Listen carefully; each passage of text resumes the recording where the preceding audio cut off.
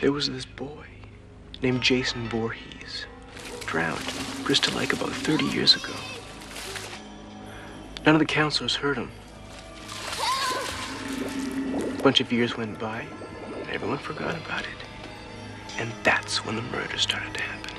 I was working on Friday the 13th, the series, and loving it, because it was just little one-hour movies, and they really turned us loose. They gave us a lot of creative freedom, and there were guys like David Cronenberg and Adam Egoyan directing them, and Frank Mancuso Jr. was really good to us with letting us go off creatively and write and direct whatever we felt like, with, of course, his guidance.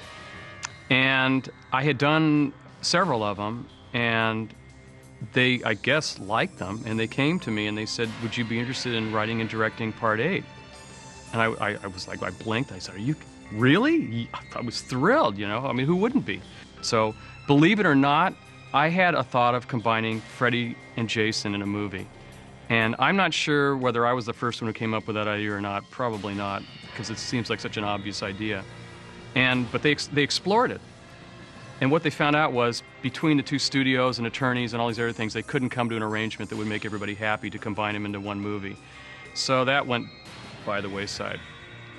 And the next thought is, I said, can I take him out of Crystal Lake? Can we get Jason out of the lake?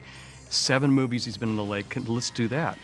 And they thought, yeah, that's a good idea. Let's try that. What are we going to do? And then we brainstormed. And I think I said, what if we take him to a city? And Frank Mancuso Jr. says, well, if he's going to go to a city, it's going to be New York. And I was like, oh, perfect. And so that's where Jason Takes Manhattan came from. So Jason Takes Manhattan came up. I expressed a desire to play the part again, and they weren't against it. So I was hired once again. We did the entire film in Vancouver, which is kind of interesting, Jason Takes Manhattan, but we shot in New York City for 2 days. That's the one thing that, and everybody that's seen the movie that said, well, wait a minute, it's Jason Takes Manhattan, it's not Jason Takes a Cruise Ship. And I agree with all of them. What happened was, in my first outline for the movie, it was flopped the other way. 2/3 of the movie was in New York, and 1/3 of it was on the boat. It was on the boat, let's get to New York, and then I had scenes written for the Brooklyn Bridge, Madison Square Garden, more extended stuff in Times Square, all these New York scenes, all the famous. I had a scene at the Empire State Building, too. And the problem came down to budget. They said, you cannot spend that much time in New York. You can spend a little more time there, but you can shoot in Vancouver, or we were looking for all these locations where you had to stretch. At that point, that was the most expensive Friday out of the ones that had been made anyway. Times Square scenes, which might have to be one of the most fun scenes that I've ever done as the character, because there were so many people on either side of Times Square watching the filming, because we were right in the middle on a traffic island, and I was in full costume. It was pretty amazing, because I would stand there in between takes, and I didn't want to take the mask off to destroy any illusion, whatever, just to have more fun. And I would just stand there, and people would be watching, and I'd just turn and look at them, and they'd go nuts. And it was like so amazing that I felt like, you know, one of the Beatles or something, because the response was so tremendous. And we shot there all night. Did a funny scene with the kicking of the radio and all that, so it was just a really fun night. You're a dead meat slime bag!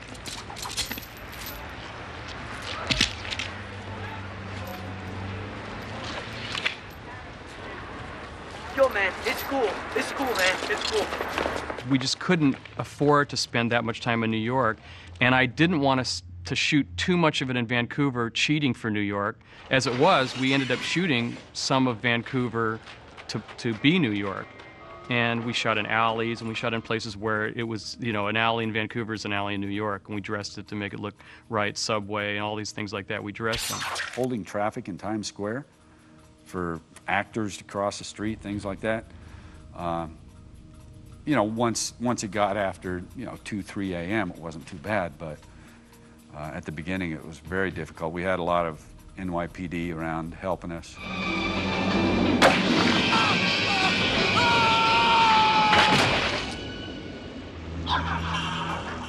The boat is another interesting story because since it became clear as we went through the process of pre-production that we were going to spend more time on the boat and make it into, we wanted to milk everything you could out of a boat, everything from the sinking to Jason getting on board and all these other things. We had to come up with what can we do on this boat that'll encompass everything we could have done on land. Okay, we want a disco, we want to have a kitchen, you know, with knives, and we want to have all of these different things. And of course, we want to flood it later on, and lightning and rain and thunder and all these things. So we shot, actually, we used 2 different ships to do that.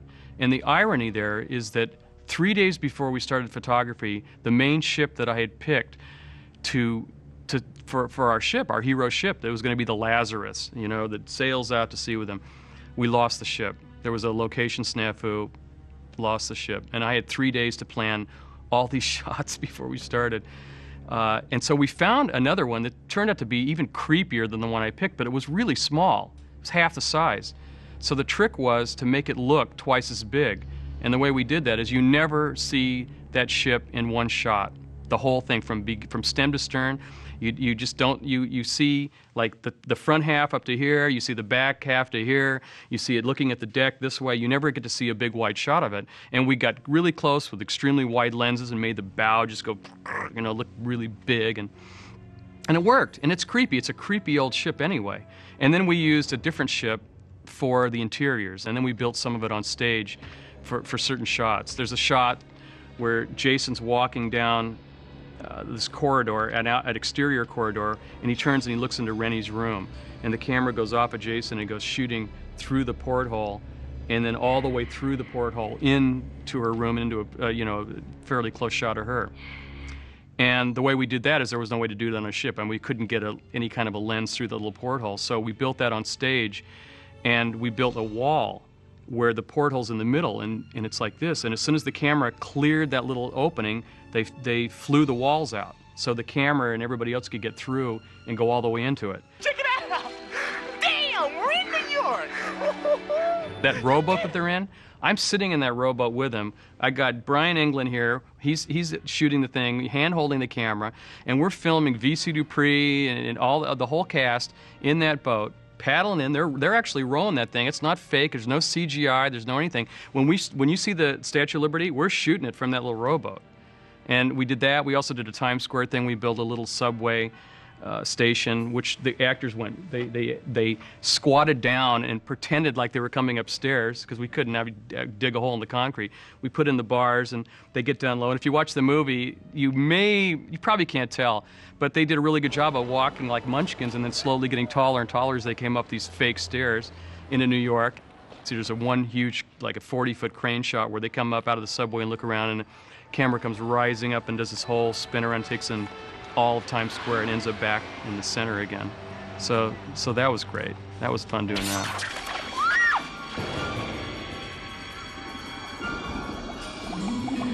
The inspiration for the flashbacks of young Jason and the whole young Jason motif that runs through the movie was tapping back into the first Friday the 13th and the fact that the myth of young Jason drowns as a little boy and comes back to haunt everybody and kill everybody later on in this whole drowning death. I mean, I'm a writer first, and then that was my first movie as a director, but my background before that was as a writer.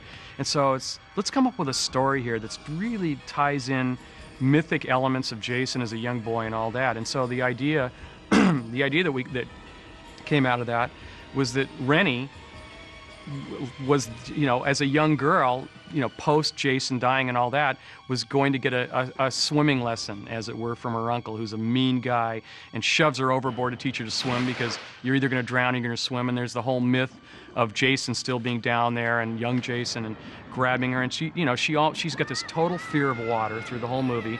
She literally was dragged down by young Jason at one point, you know, and it's freaked her out ever since. And now he's come back and she's having visions of him again because he's right there on the ship with her, and it trails all the way through to the end of the movie.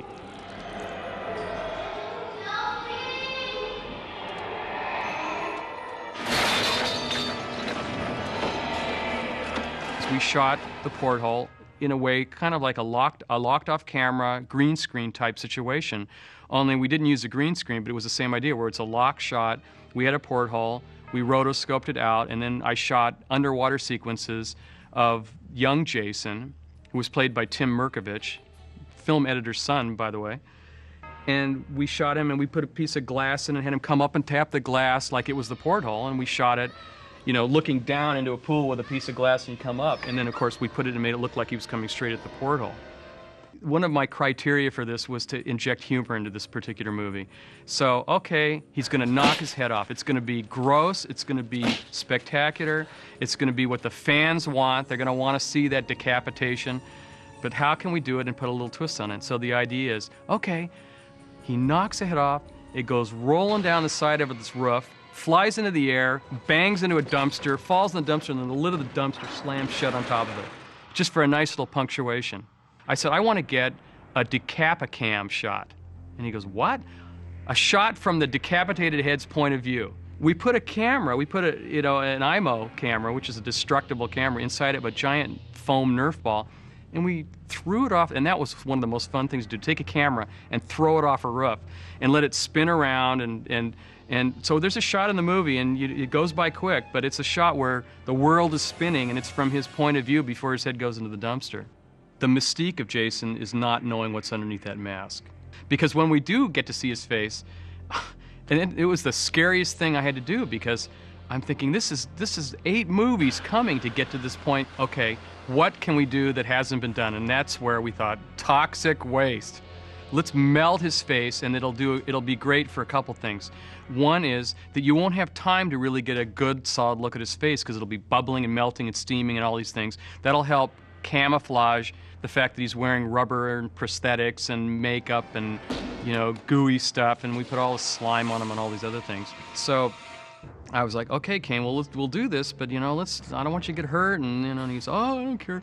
So we put on the prosthetics, and we put special chemicals on the mask to interact with the liquid that was thrown on him. So as soon as it hit, it would start bubbling and steaming and all these other things, and he would shake, and you wouldn't stay on the shot too long, and he was such a trooper. I mean, we threw stuff in his face over and over and over, and he's like, more, give me more. Sean started it off. He created an amazing legacy and that has endured and continues to endure. And I just feel incredibly honored that I got to be a part of it and got to put a little stamp on it that helped tie up all these movies into a nice package of the Jason movies, of a franchise that is more amazing, that's arguably the best horror franchise, you know, in the history of horror movies. You know, there are only a handful of those franchises that are in modern day terms, and Jason is, you know, arguably right up there. And to be a part of that is just, you know, one of these where I'll, you know, nobody will ever be able to take that away from me, and I can't believe that I got to do it. Thrilled that I got to be involved.